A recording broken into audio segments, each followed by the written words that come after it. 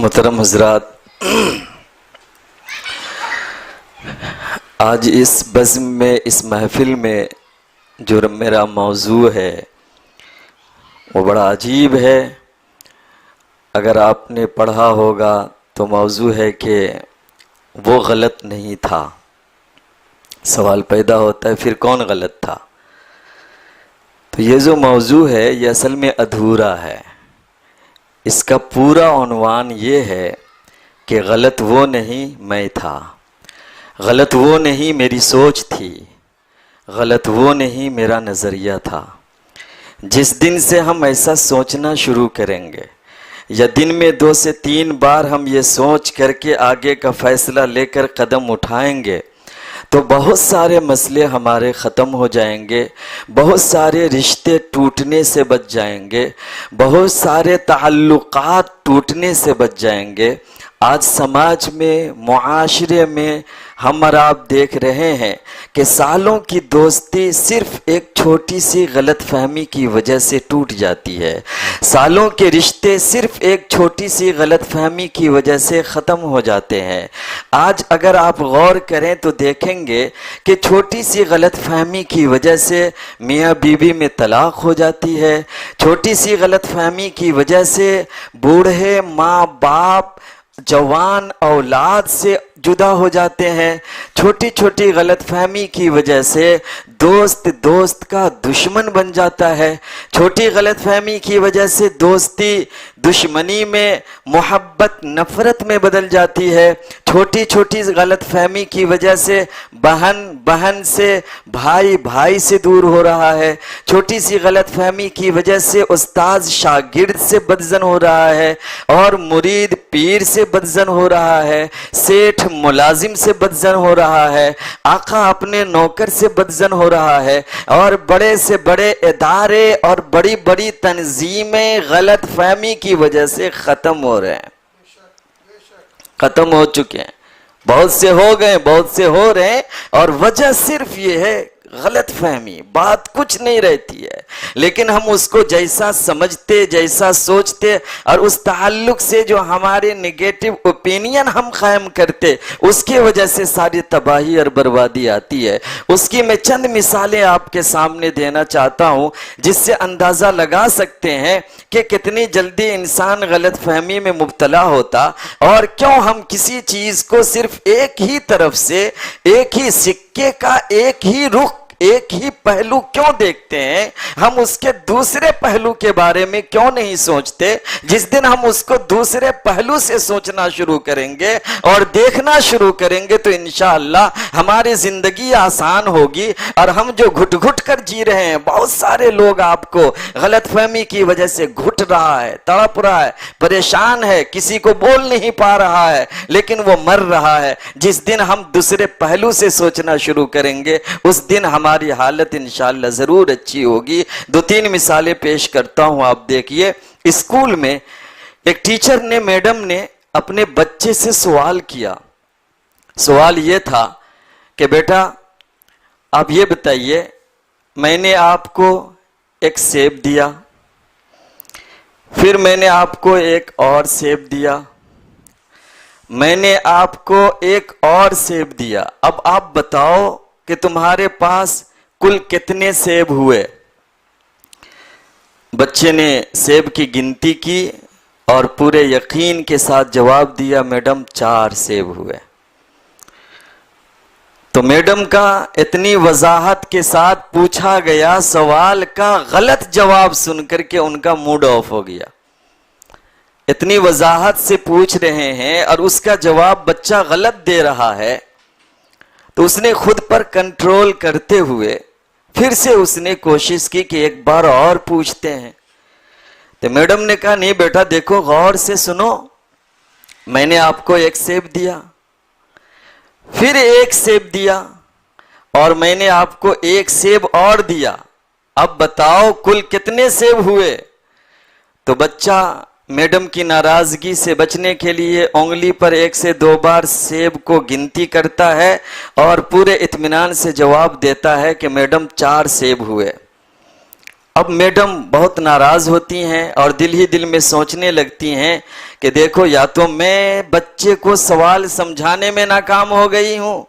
یا پھر بچہ اتنا کمزور ہے کہ اس کو یہ معلوم نہیں کہ یہ سیب 3 وہ 4 کیسے ہو جا رہے ہیں، وہ 3 کو 3 کہتا۔ تو اس نے ایسا کیا کہ بہت دیر سوچتی رہے، اس کے بعد اس نے خود پر کنٹرول کرتے ہوئے سوال کو بدلا، اور سوال کو بدل کر کے کہا اچھا بیٹا اور قریب آؤ، ادھر آؤ، یہ ایک کیلا ہے، میں نے تم کو یہ کیلا دیا، پھر ایک کیلا دیا، اور پھر ایک کیلا دیا، اب آپ بتاؤ تمہارے پاس کل کتنے کیلے ہوئے؟ تو بچے نے کہا میڈم 3 کیلے ہوئے۔ تو یہ جواب سن کر میڈم خوش ہو گئی کہ اس کو لگا کہ نہیں بچہ جو ہے بات کو سمجھ رہا ہے، لیکن میڈم کے دماغ میں یہ بات ابھی تک گھوم رہی تھی کہ یہی بات، یہی جواب وہ سیب کے تعلق سے کیوں نہیں دے رہا ہے۔ تو میڈم نے کہا اچھا بیٹا یہ بتاؤ 3 کیلا 3 ہی ہوتا ہے، پھر 3 سیب 4 کیسے ہو جاتے ہیں؟ جب میں نے تم سے سیب کے بارے میں سوال کیا تو تم نے کہا 4 ہوتے ہیں، کیلا کے بارے میں کہتے ہو 3 ہوتے ہیں۔ تو بچہ کہتا ہے میڈم جب آج میں اسکول کے لیے آنے لگی تھی تو میری ماں نے مجھے ایک سیب دیا تھا جو میرے بیگ میں ہے، جب آپ 3 دیں گے تو میرے پاس کل 4 سیب ہوں گے۔ یہ چھوٹی سی ایک کہانی ہے، لیکن اس میں بہت بڑا پیغام ہے، بہت بڑا میسج ہے، بہت بڑا سبق ہے ہمارے لیے، سب کے لیے، کہ آدمی ہم سامنے والے کو جس نظر سے دیکھتے رہتے ضروری نہیں سامنے والا ویسا ہی ہو، اس کو سمجھنے، اس کو دیکھنے کا دوسرا پہلو ہو سکتا ہے، دوسرا رخ ہو سکتا ہے، جس کے طرف آج عام طور پر اکثر انسان نہیں جاتا۔ امام اوزاعی رحمت اللہ علیہ تاریخ اسلام کی ایک بڑی شخصیت کا نام گزرا ہے، اور ان کا مقام سمجھنے کے لیے آپ اتنا جان لیجئے کہ آج جس طرح دنیا میں 4 مسالک چل رہے ہیں، حنفی مسلک، شافعی مسلک، مالکی مسلک اور حنبلی مسلک، ایک زمانے میں کافی سالوں تک امام اوزاعی رحمت اللہ علیہ کا بھی مسلک چلا، اتنے بڑے عالم رہے ہیں وہ۔ امام اوزاعی رحمت اللہ علیہ کے گھر پہ ایک مہمان آتی ہے، خاتون، دروازہ کھٹکھٹاتی ہیں، اور دروازہ کھٹکھٹانے کے بعد امام صاحب جاتے ہیں دروازے پہ تو دیکھتے ہیں عورت ہے، تو فوراً واپس آتے ہیں، اپنے بیوی کو بھیجتے ہیں، اور ان کی بیوی جاتی ہے دروازہ کھول کر کے وہ مہمان کو لے کر اندر آتی ہیں، اور ایک جگہ چٹائی پر اس خاتون مہمان کو وہ بیٹھاتی ہیں۔ وہاں بیٹھانے کے بعد اتفاق سے وہ خاتون کے کپڑے بھیگ جاتے ہیں، جو مہمان خاتون آئی تھی اس کے کپڑے بھیگ جاتے ہیں، کپڑے ادھر بھیگے، ادھر نظر پڑا کہ ایک بچہ ہے جو ننگا ہے، ایسا لگتا ہے ابھی ابھی وہ یہاں سے پیشاب کر کے گیا ہے۔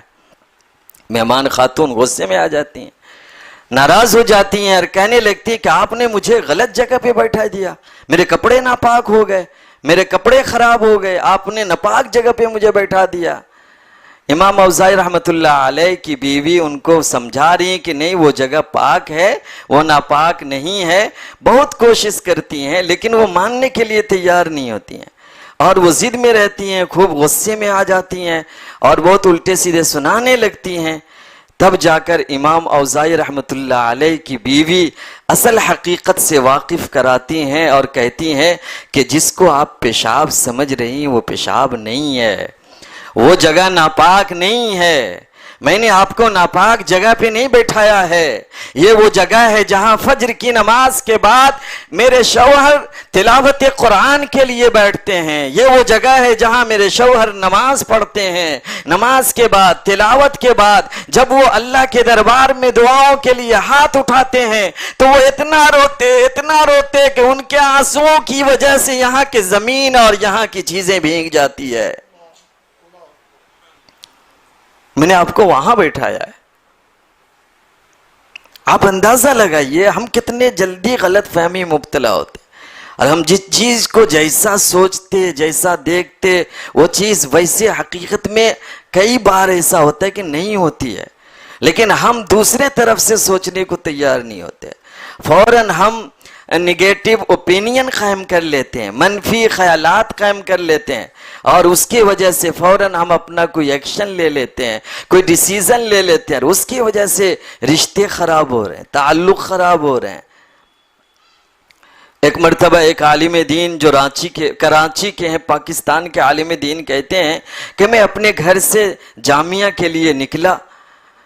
تو راستے میں کار سے جا رہا تھا، ٹریفک پہ ایک جگہ مجھے رکنا پڑا۔ میں وہاں رکا ہوا تھا کہ دیکھا کہ ایک آدمی آ کر قریب میں کچھ کہہ رہا ہے، اس کے کپڑے سے ایسا لگ رہا تھا کہ وہ بھکاری ہے۔ میں نے کہا کہ معاف کرو بھائی، میں اس کو بھکاری سمجھ کر کے کہہ دیا کہ معاف کرو، لیکن پھر دیکھا کہ وہ مجھ سے کچھ بات کرنے کی کوشش کر رہا ہے، تو میں نے اپنی کار کے شیشے کو نیچے کیا اور میں نے کہا کہ آپ کیا بات ہے؟ تو میں نے جب شیشے کو نیچے کیا تو وہ آدمی کہتا ہے کہ سر میں آپ سے بھیک نہیں مانگ رہا ہوں، میں بھکاری نہیں ہوں، میں نے آپ سے صرف اتنا پوچھا ہے کہ مزار قائد کی طرف جانے والا راستہ کدھر سے جاتا ہے؟ وہ عالم دین کہتے ہیں یہ سنتے ہی میں سکتے میں پڑ گیا، میں حیران اور پریشان ہو گیا کہ جس آدمی کو میں نے فوراً ڈیسیزن لے کر بھکاری ثابت کر دیا یا بھکاری سمجھ لیا، اصل میں وہ بھکاری نہیں ہے۔ وہ کہتے ہیں کہ اس واقعے کو کئی سال گزر گئے ہیں، لیکن جب بھی یہ بات یاد آتی ہے، یہ واقعہ یاد آتا ہے تو میرا سر شرم سے جھک جاتا ہے، میں نادم ہو جاتا ہوں، میں شرمندہ ہو جاتا ہوں کہ میں نے کتنی جلدی کی اس کے تعلق سے رائے قائم کرنے میں نے کتنی جلدی کی اس کے تعلق سے فیصلہ کرنے میں۔ تو محترم حضرات، ہم لوگوں کے ساتھ بھی اکثر آئے دن اس طرح کے واقعات ہوتے رہتے ہیں جس میں ہم غلط فہمی میں رہتے ہیں، لیکن ہم سامنے والے کو غلط سمجھتے رہتے، کبھی ہم یہ سوچنے کے لیے تیار نہیں ہوتے کہ غلط فہمی ہو گئی ہے یا اس تعلق سے میں غلط ہوں، میرا نظریہ غلط ہے اور سامنے والا صحیح ہو سکتا ہے۔ جتنا ہم خود اپنے نظریہ کو جسٹیفائی کرنے کی کوشش کرتے ہیں، اس کا آدھا بھی اگر سامنے والے کے تعلق سے جسٹیفائی کرنے لگے تو بہت سے مسئلے حل ہو جائیں گے۔ ایک مرتبہ ایسا ہوا کہ ایک گھر میں بہو اپنے ساس سسر کے کمرے کے پاس سے گزر رہی تھی، بہو اپنے ساس سسر کے کمرے کے پاس سے گزر رہی تھی کہ اچانک اس نے ایک آواز سنی، اور وہ آواز اس کی ساس کی تھی کہ اس لڑکی کے نخرے آج کل بہت بڑھ گئے ہیں۔ یہ سنتے ہی وہ، اب بہو کیا کرے گی ایسے موقع سے؟ چلی جائے گی، مولانا چلی جائے، کیا کرے گی؟ نہیں جائے گی، وہ فوراً ارے کیا بات کر رہے ہیں دونوں، اور کان لگا کے سننے لگے گی۔ وہ بھی کھڑی ہو گئی وہاں حیران پریشان ہو کے۔ پھر ساس کہہ رہی ہیں کہ یہ جب دیکھو تب نئے ٹینشن کھڑی کر دیتی ہے، سمجھانے پر بھی سمجھتی نہیں ہے، سسر کو کچھ عزت نہیں دیتی ہے، ساس کا تو کوئی مقام ہی نہیں ہے اس کی نظر میں۔ آج آنے دو شام میں بیٹے سے بات کرتی ہوں۔ اب یہ بہو آگ بگولا ہو جاتی ہے کہ میں نے آج تک نہ شوہر کی عزت و احترام میں کمی کی ہے، نہ ساس سسر کی خدمت میں کوئی کمی کی ہے، میرے ان لوگوں کے ساتھ اتنے اچھے تعلقات ہیں، لیکن وہ لوگ میرے بارے میں کس طرح کا نظریہ رکھتے ہیں، میرے بارے میں ان کے کتنے نگیٹو اوپینین ہیں۔ یہ سوچ کر کے اٹھان لیتی ہے کہ اس سے پہلے کہ شام کو میرا شوہر آئے، میری ساس اس سے بات کر کے دھکے دے کر مجھے گھر سے نکال ڈالے، میں خود جا کر کے سامان وغیرہ پیک کر کے میکے چلی جاتی ہوں۔ وہ اپنے گھر روم جاتی ہے، بیڈ روم جاتی ہے، اور اپنے کپڑے وغیرہ کو سینتنے لگتی ہے، پیکنگ کرنے لگتی ہے، بیگ میں رکھنے لگتی ہے، اور ابھی مکمل پیکنگ نہیں کی ہوتی ہے کہ اس کی ساس اس کے پاس آتی ہے، اور اس کے بعد اس کی ساس کہتی ہے کہ بیٹا وہ میری جو بیٹی ہے نا، اس سے ہم لوگ تنگ آ گئے ہیں، یہ بہت نادان بچی ہے، یہ میکے میں ساس سسر کو کچھ سمجھتی نہیں ہے، شوہر کو تو اس نے اپنا نوکر بنا کے رکھا ہے، سمجھانے پر بھی نہیں سمجھتی ہیں، بار بار وہاں سے شکایت آتی ہے، تو میں سوچتی ہوں کہ شام کو جب بیٹا گھر آتا ہے تو اس سے بات کر لے کے کچھ دن کے لیے اس کو میں یہاں بلا لیتی ہوں، وہ تمہاری ہم عمر کی ہے، تم اس کو اپنے ساتھ میں رکھ کر کے اس کو بتاؤ کہ سسرال میں کیسے رہا جاتا ہے۔ تم ایک اچھی بہو ہو، ایک مثالی بہو ہو، تم اپنے ساتھ میں رہ کر کے اس کو کچھ سکھاؤ گی تو شاید وہ کچھ سیکھ لے گی۔ یہ بات سننے کے بعد وہ بہو کو ایسا لگتا ہے کہ اس کے پاؤں کے نیچے سے زمین ہٹ رہی ہے، وہ شرمسار ہو جاتی ہے اندر اندر کہ میرے ساس یا میرے سسر میرے تعلق سے کتنے اچھے خیالات رکھتے ہیں، اور میں ابھی غلط فہمی میں کتنا بڑا گناہ کرنے جا رہی تھی، کتنا غلط قدم اٹھانے جا رہی تھی۔ یہ لوگ میرے تعلق سے اتنا اچھا سوچتے ہیں اور میں کتنی جلدی ان کے تعلق سے غلط سوچنے لگی۔ اگر خدا نہ خواستہ پیکنگ کی خبر تو ابھی روم تک کے ہی ہے، صرف مجھے معلوم ہے، کسی کو معلوم نہیں ہے، اگر پیکنگ کر کے میں چلی گئی ہوتی تو ابھی کیا سے کیا ہو جاتا، تب اس کو اپنے غلطی کا احساس ہوتا ہے۔ تو محترم حضرات، یہ گھر گھر کی کہانی ہے، ہر شخص کی کہانی ہے۔ ہر ایک شخص اپنی زندگی میں صبح سے لے کر شام تک نہ جانے کتنی مرتبہ غلط فہمی کا شکار ہوتا ہے، لیکن اسے احساس نہیں ہوتا۔ یہ فرق ہے اچھے لوگوں میں اور برے لوگوں میں۔ عام طور پر جو لوگ زیادہ غلط ہوتے ہیں، زیادہ برے ہوتے ہیں، ان کو احساس نہیں ہوتا، اللہ کے نیک بندوں کو اس تعلق سے فوراً احساس ہوتا ہے۔ تو ہم بھی انسان، آپ بھی انسان ہیں، ہم سے بھی غلط فہمی ہو سکتی ہے، لہٰذا ہم کو چاہیے کہ اگر کسی کے تعلق سے غلط فہمی ہوئی ہے تو اس بات کو دوسرے نظریہ سے بھی سوچ کر کے دیکھیں، اور اگر اس سے بھی غلط فہمی دور نہیں ہو رہی ہے تو کہتے ہیں کہ غلط فہمی کو دور کرنے کا سب سے جو آسان اور بہتر طریقہ ہے وہ ہے بات کرنا۔ آج انسان پوری دنیا سے بات کرتا، لیکن جس سے غلط فہمی رہتی ہے اس سے بات کرنے کو تیار نہیں ہوتا ہے، صرف اس سے بات نہیں کرتا، باقی پوری دنیا سے بات کرتا ہے۔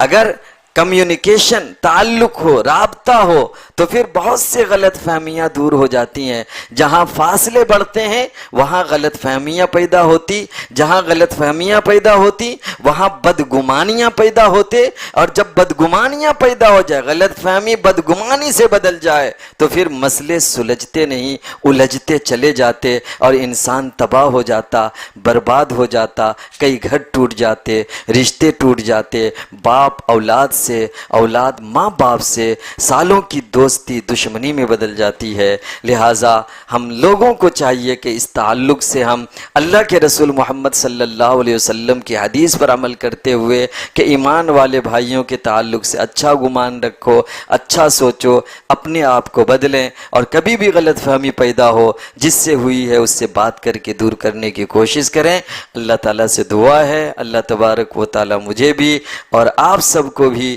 جو باتیں کہی گئی ہیں ان میں سے جو باتیں عمل کی ہیں عمل کی توفیق عطا فرمائے، جن چیزوں سے بچنا ہے اللہ ہم سب کی اس سے حفاظت فرمائے۔ وآخر دعوانا ان الحمد للہ رب العالمین۔